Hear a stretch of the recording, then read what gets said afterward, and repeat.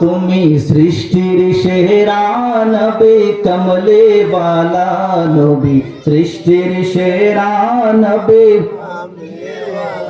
তোমার নূরের আলোতে ত্রিভুবন উজালা নবী সাল্লে আলা নবী সাল্লে আলা নবী সাল্লে আলা वो नबी मेरा नबी जब दोनों जहां का बादशाह वो नबी मेरा नबी जब दोनों जहां का बादशाह जिसने उनकी हुस्नों कहा जन्नत का मेहमान हो गई जग में जब आए मोहम्मद इस्लाम जिंदा हो गए আহলে সুন্নাত ওয়াল জামাতের বিশ্বাস হলো আমাদের নবী জিন্দা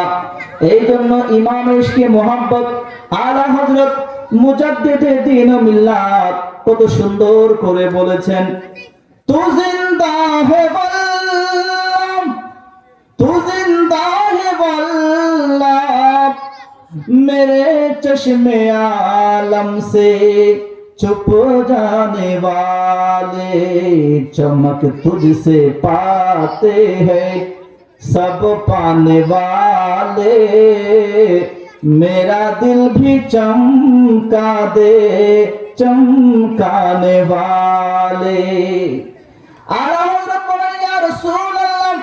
আমি গুনাহগার আলা হযরত আল্লাহর শপথ করে বলছি আল্লাহর শপথ করে বলছি আপনি নবী জিন্দা আপনি নবী জিন্দা আপনি নবী জিন্দা কিন্তু আমার এই দুনিয়াবি চোখ সব সময় আপনি নবীকে দেখতে পারে না এটা আমার ব্যর্থতা কিন্তু আল্লাহর কোরআন বলে হাদিস বলে আপনি নবী হলেন জিন্দা সুবহানাল্লাহ মদিনা কে খিত্তে खुदा तुझको रखे गरीबों फकीरों को ठहराने वाले ओ बदल नबी ओ माया नबी नूर नबी আপনি চাইলে দুনিয়ায় না থেকে আল্লাহর কাছে চলে যেতে পারতেন আপনি মাত্র দুনিয়ার জন্য দুনিয়ার মধ্যে একটি মাত্র কারণে রয়ে গেছেন সেই কারণটা হলো গুনাহগার উম্মতের মাগফিরাতের জন্য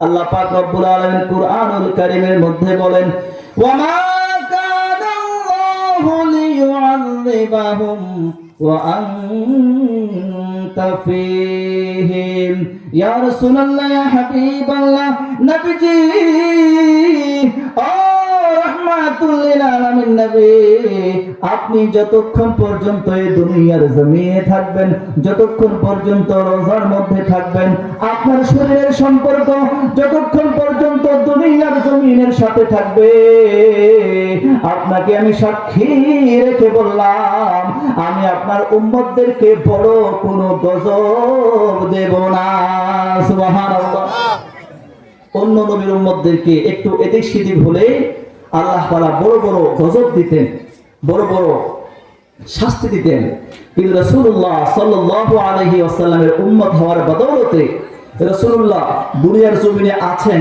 এই জন্য আল্লাহ তাআলা আমাদেরকে এত বড় বড় কোনো শাস্তি দেন না ও আমার বন্ধুরা আমার আমরা কেমন নবী পেলাম জিবরিল আমিন এসে আমার নবীকে বলেন طلبت مشارق الأرض ومغاربها فلم أجد رجلا أفضل من محمد يا رسول الله I have visited all over the world but I didn't find anyone better than you يا رسول الله يا حبيب الله আমি জিবরিল আমিন সৃষ্টির শুরু থেকে এই পর্যন্ত পৃথিবীর পূর্ব থেকে পশ্চিম পর্যন্ত ঘুরলাম উত্তর থেকে দক্ষিণ পর্যন্ত ঘুরলাম বিভিন্ন জায়গায় গেলাম প্রতিষ্ঠানে গেলাম মজমায় গেলাম রাজ দরবারে গেলাম জনসভায় গেলাম ইয়া রাসূলুল্লাহ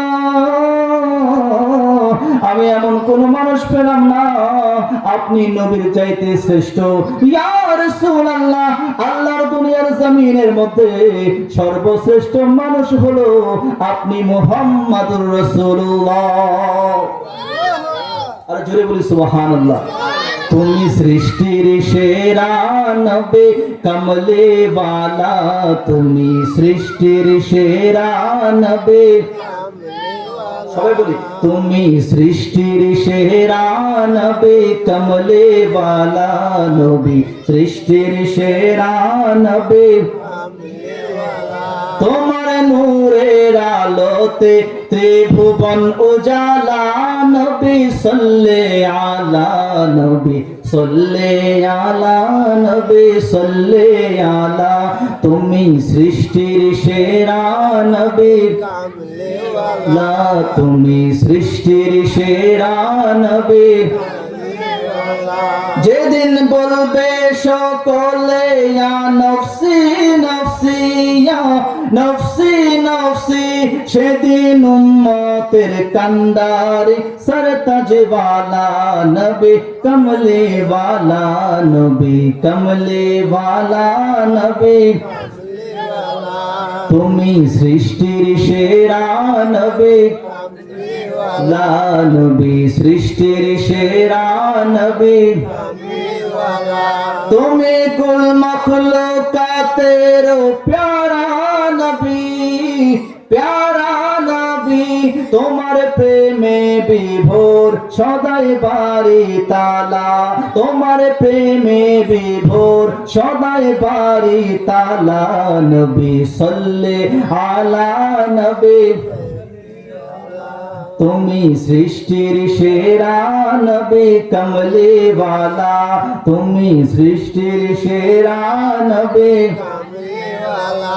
তোমার প্রেমে বিভোর সদাই বাড়ি তালা, নবী সাল্লে আলা নবী সাল্লে আলা নবী।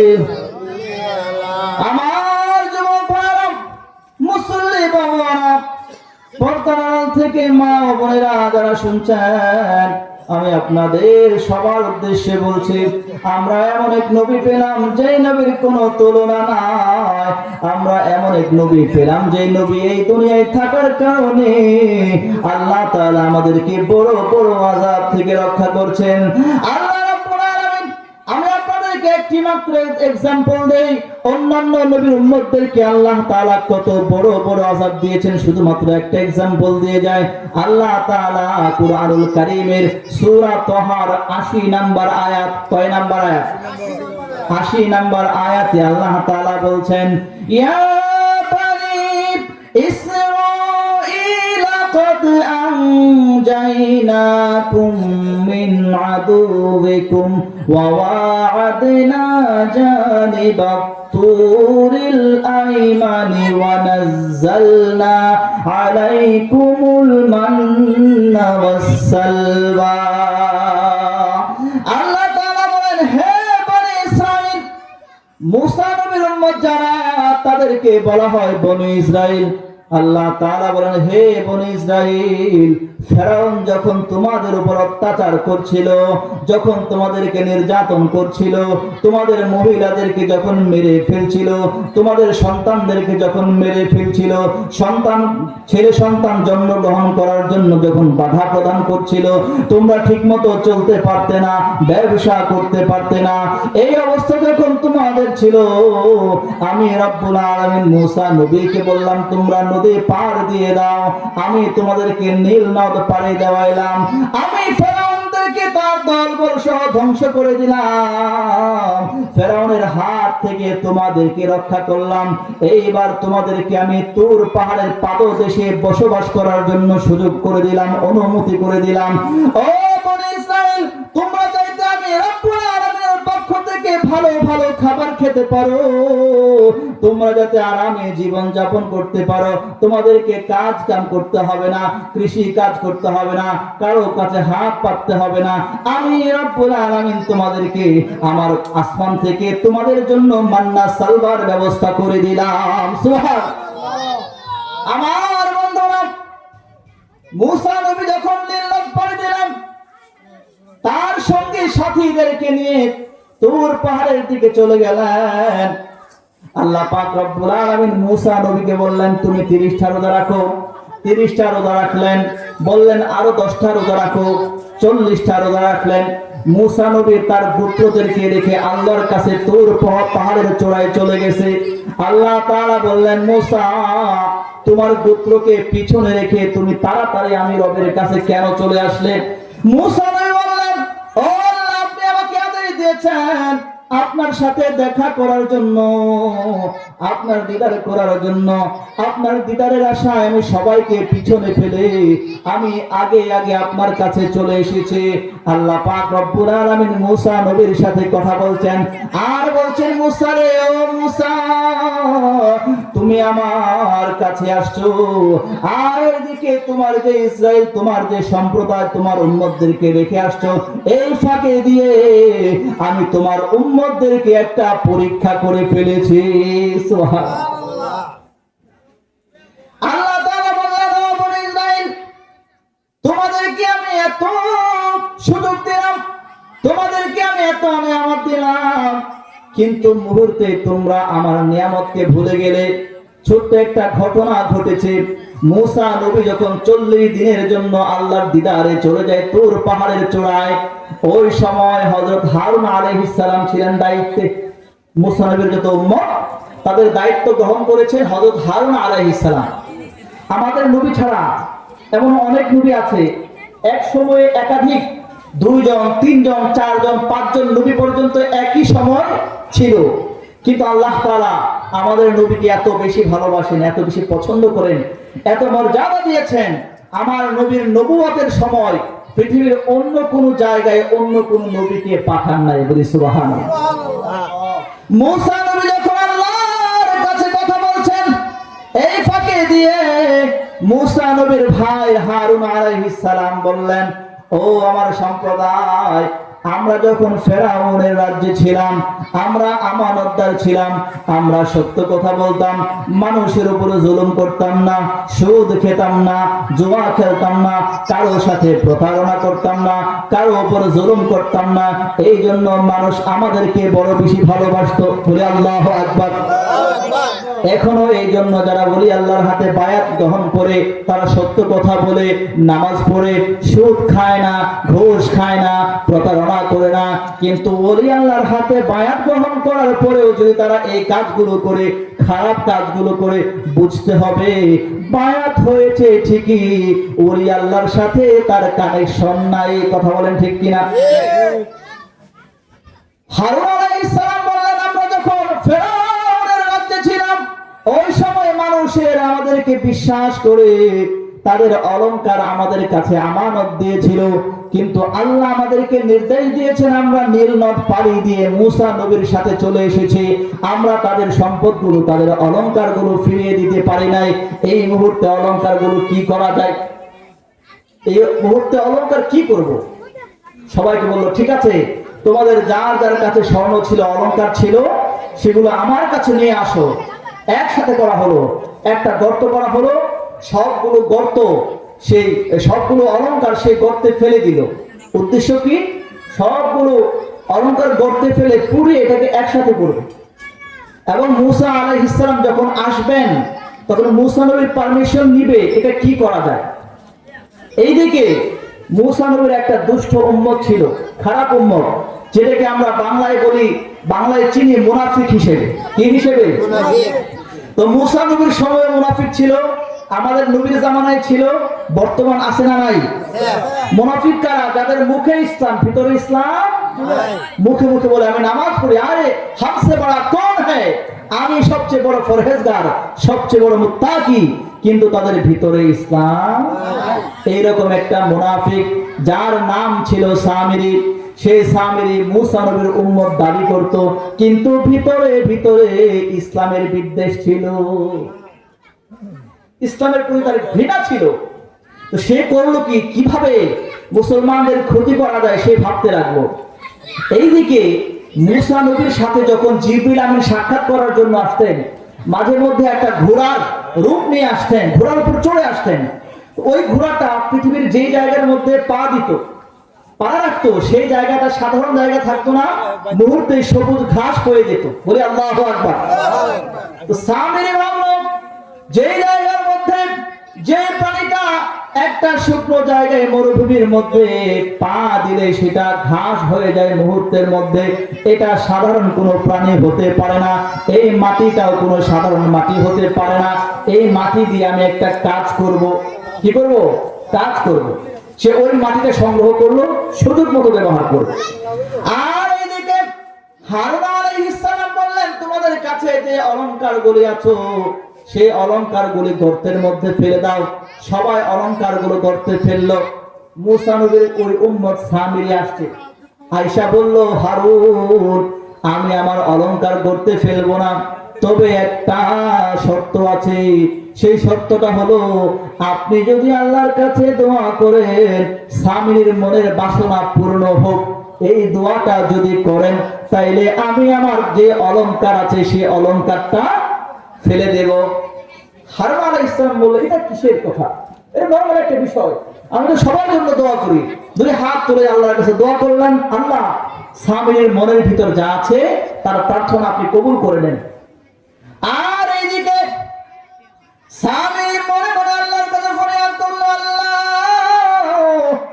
আমি আপনার কাছে প্রার্থনা জানাই, আমার হাতে যে মাটি আছে এই মাটি আমি যখন সেই অলংকারগুলোর মধ্যে ফেলবো, সেই অলংকারগুলোকে একটা বাছুর বানাইবেন, সেই বাছুরটার মুখ দিয়ে আওয়াজ বের করবে। বলি আল্লাহু আকবার। ওইদিকে হারুন আলাইহিস সালাম দোয়া করছে, আল্লাহ কি দোয়া ফিরাইতে পারে? তো সে নিক্ষেপ করলো, স্বর্ণগুলো একসাথে হয়ে একটা বাছুর হয়ে গেল এবং বাছুর ভ্যা ভ্যা করতে শুরু করলো। বলে নাউযুবিল্লাহ।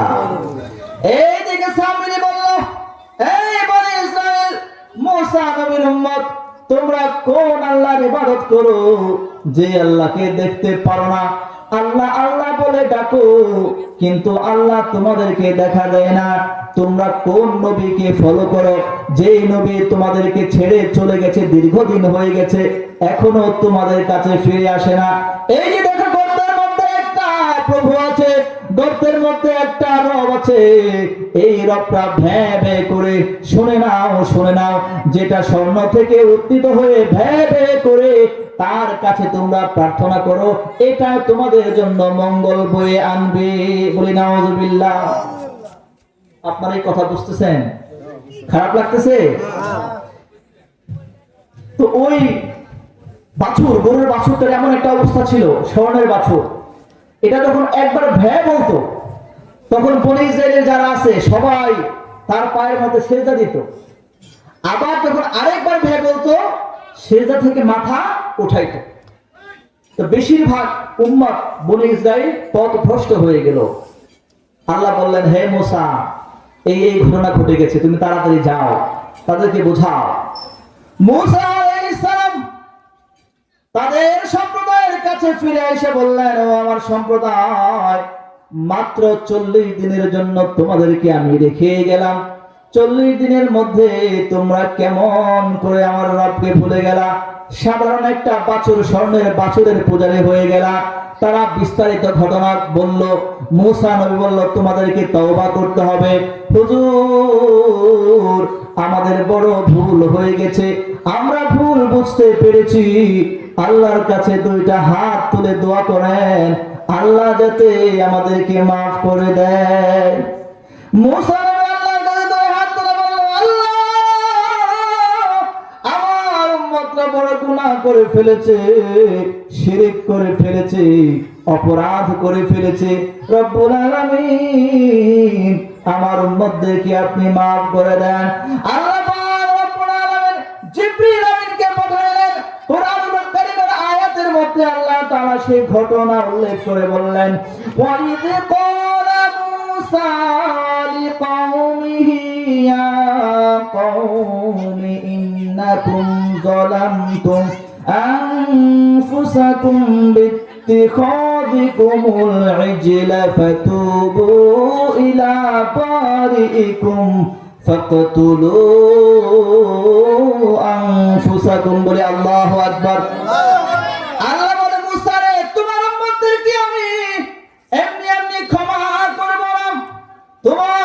উম্মতদেরকে আমি দুইটা শর্তে ক্ষমা করব। কয়টা? এক নাম্বার শর্ত হলো তারা আমি রব্বুল আলামিনের কাছে একাগ্র চিত্তে দুইটা চোখ বন্ধ করে তওবা করবে, ক্ষমা চাইবে।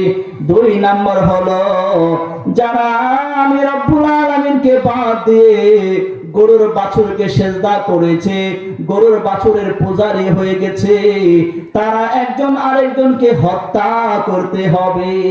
বলি আল্লাহু আকবার। ও নবী মুসা, যারা আমি রব্বুল আলামিনের সাথে শিরিক করেছে, অংশীদারিত্ব স্থাপন করেছে, তারা যদি একজন আরেকজনকে হত্যা করতে পারে, যে হত্যা করবে তাদেরকেও মাফ করব। যারা হত্যা হবে, যাদেরকে হত্যা করা হবে, দুই রকম যারা থাকবে সবাইকে আমি মাফ করে দিব।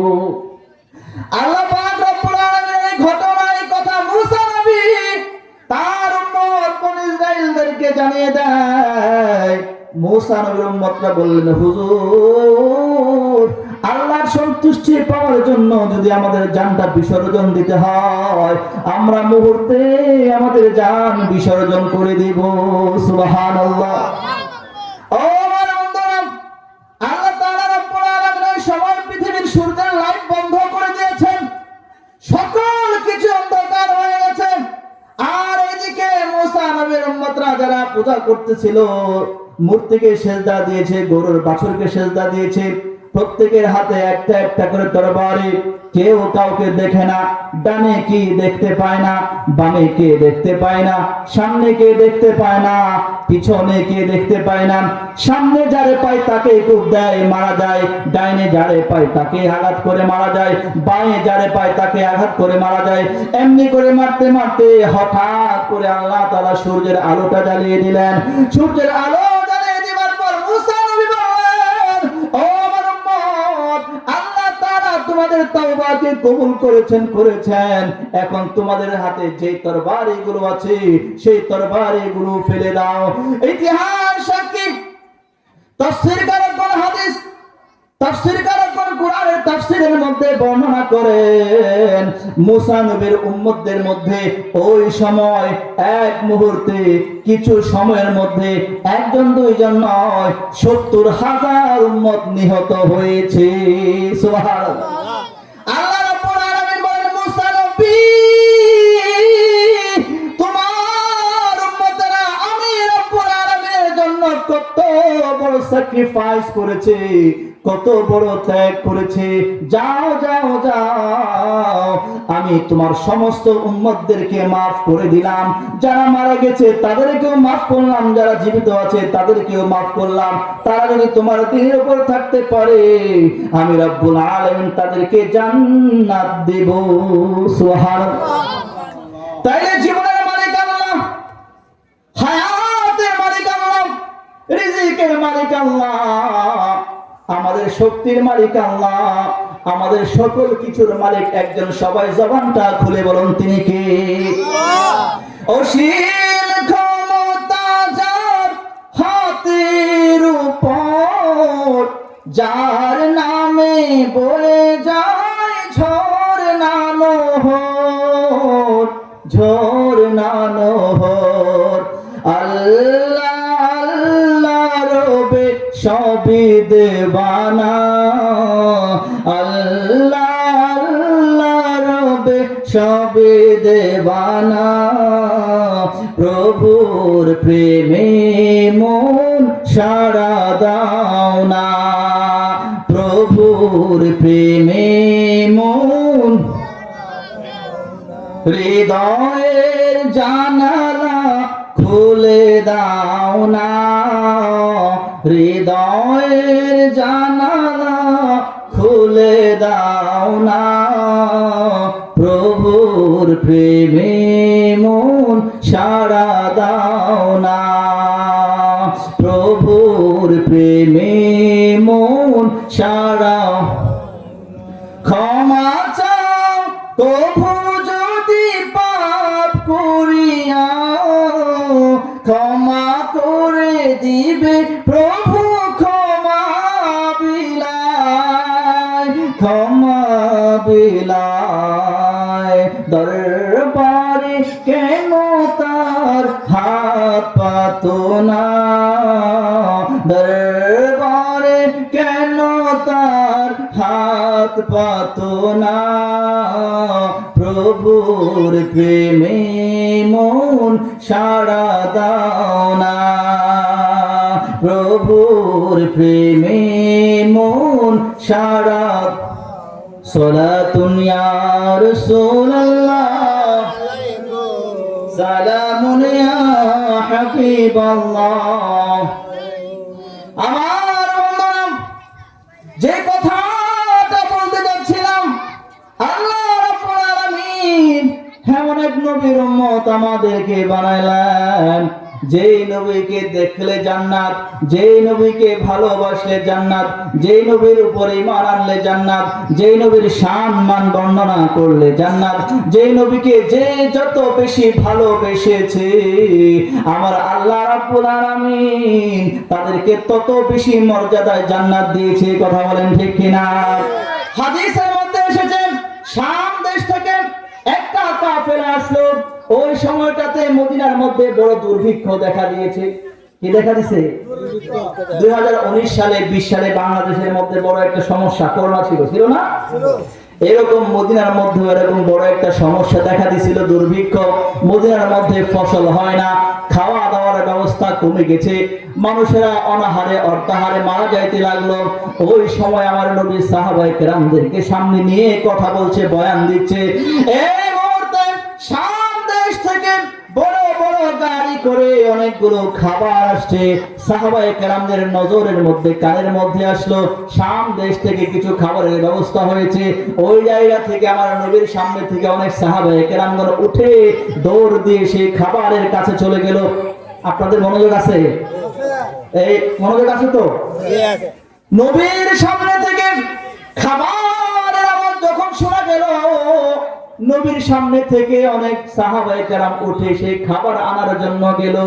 আল্লাহর নবী একটু মনক্ষুণ্ণ হলেন, নবীজি তাকিয়ে দেখলেন নবীর সামনে সকল সাহাবী উঠে চলে গেছে, পেটের মধ্যে খিদা, খাবার লাগবে। নবীজি গণলেন, দেখলেন নবীর সামনে মাত্র 10 জন সাহাবী আছে। কয়জন? জোরে বলেন, কয়জন? এই 10 জনের পেটের মধ্যে খিদা, চোখ ভিতরে চলে গেছে, মুখের সেই চাপাগুলো ভেঙে গেছে, প্রচন্ড খিদা, কারো পেটের মধ্যে পাথর বাঁধা রয়েছে। কিন্তু 10 জন সাহাবীর কানের মধ্যে খাবার আসছে, এই খবর আসার পরেও আমার নবীর সঙ্গ ত্যাগ করেন নাই। আল্লাহু আকবার।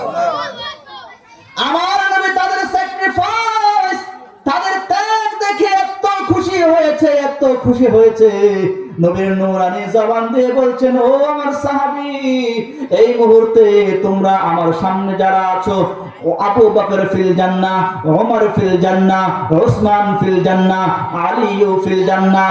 এইভাবে নবী 10 জন সাহাবীর নাম বলতে বলতে বললেন, আমার সামনে যে 10 জন সাহাবী আছো, আমি নবীর সামনে, আমি নবীকে বেশি ভালোবাসার কারণে আল্লাহ পাক রব্বুল আলামিন তোমাদেরকে জান্নাতি বানিয়ে দিয়েছেন। আল্লাহু আকবার। वो नबी मेरा नबी जब दोनों जहां का बादशाह, আমাদের নবী দুনিয়ার বাদশা, আখিরাতের বাদশা। কথা বলেন ঠিক কিনা? যে ব্যক্তি আমার নবীর প্রশংসা করবে ওই ব্যক্তি জান্নাতের মেহমান হয়ে যাবে। বলি সুবহানাল্লাহ।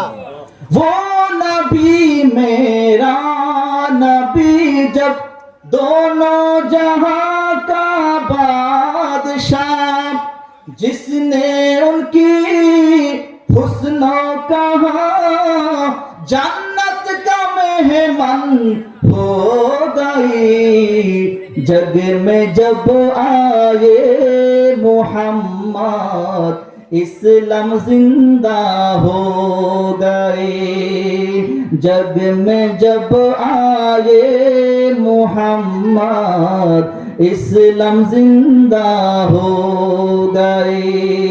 भूतों ने सबो कलमा पढ़ा, भूतों ने सबो कलमा पढ़ा, काफिर मुसलमान हो गई, जग में जब आए मोहम्मद इस्लाम जिंदा हो गए जग में जब आए मोहम्मद इस्लाम जिंदा আমার আপনার নবী যখন এই দুনিয়ার জমিনে আসেন ওই সময় এমন অন্ধকারাচ্ছন্ন সময় ছিল যখন কোনো মা প্রেগন্যান্ট হতো সন্তান জন্মদানের সময় হয়ে যেত প্রসব বেদনা যখন শুরু হয়ে যেত ওই মাকে ঘরের বাইরে নিয়ে যাওয়া হতো তার সামনে বড় একটা গর্ত করা হতো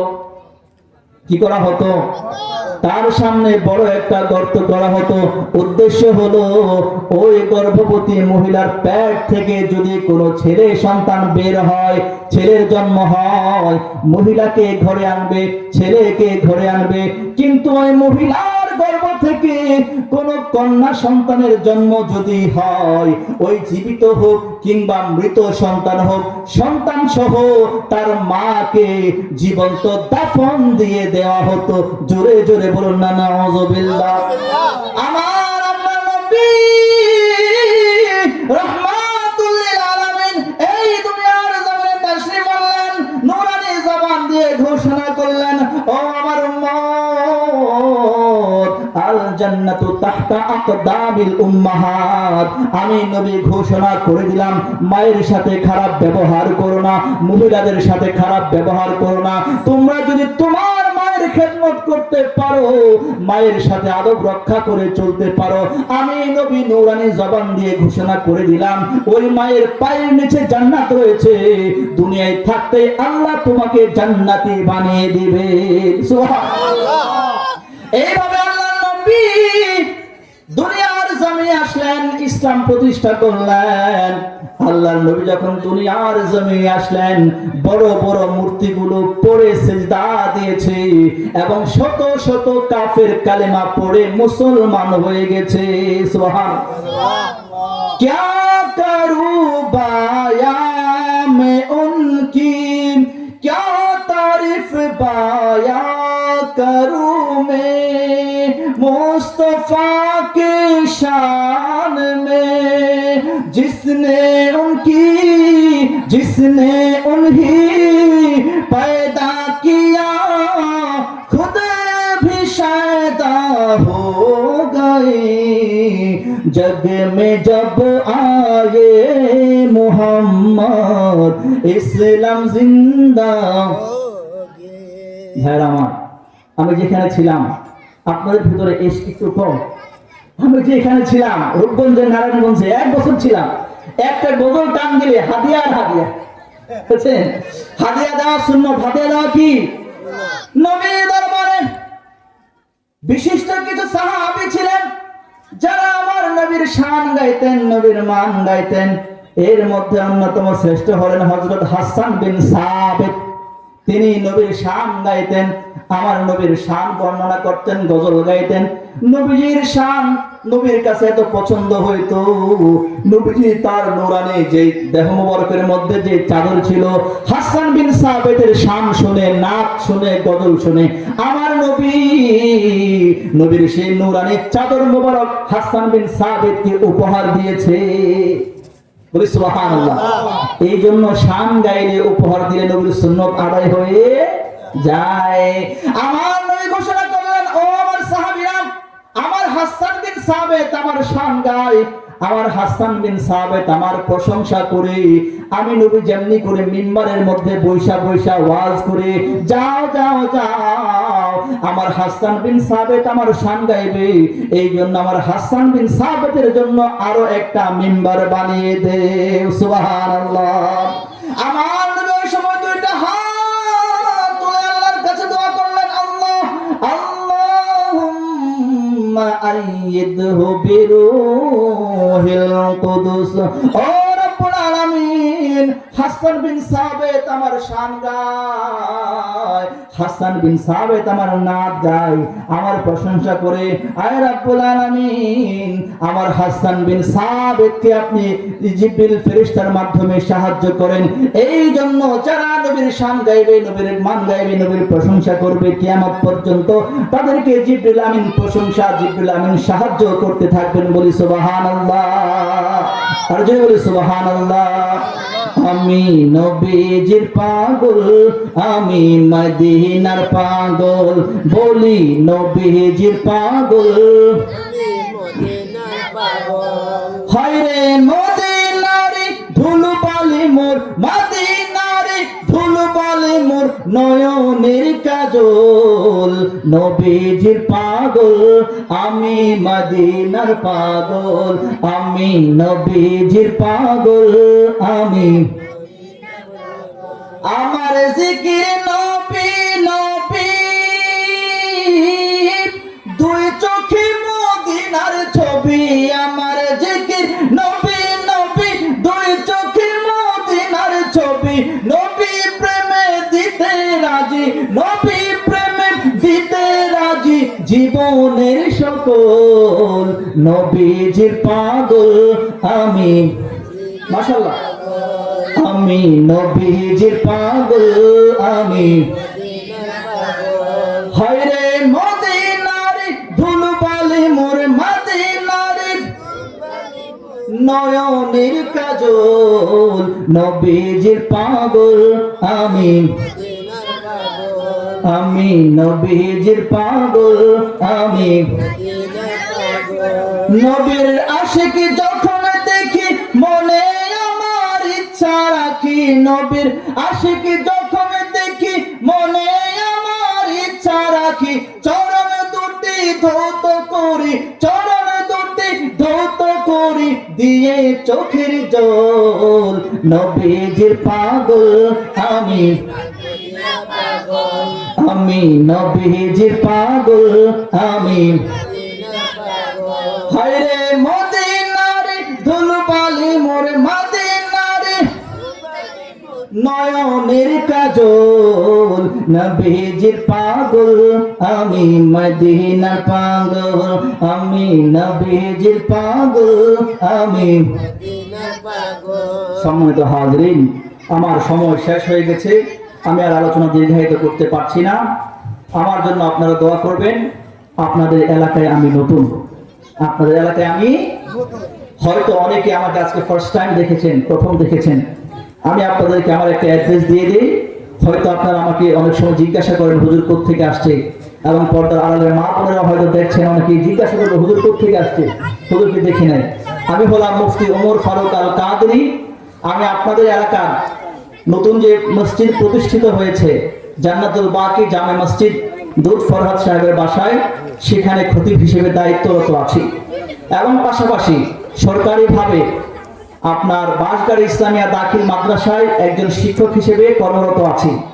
এছাড়াও আপনাদের দোয়ার বরকতে আমি এশিয়ান টিভি, বাংলা টিভি, বিজয় টিভি, বাংলাদেশ ব্যাপারে দীর্ঘ 8 বছর ইসলামী আলোচনা করেছি, বলে আলহামদুলিল্লাহ।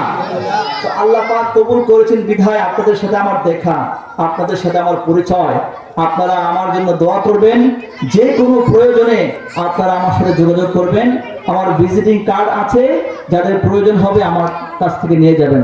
আল্লাহ রাব্বুল আলামিন আমাদের সবাইকে ঈমান এবং আমল নিয়ে জীবন চালানোর তৌফিক দান করুন। সকলে বলুন আমিন।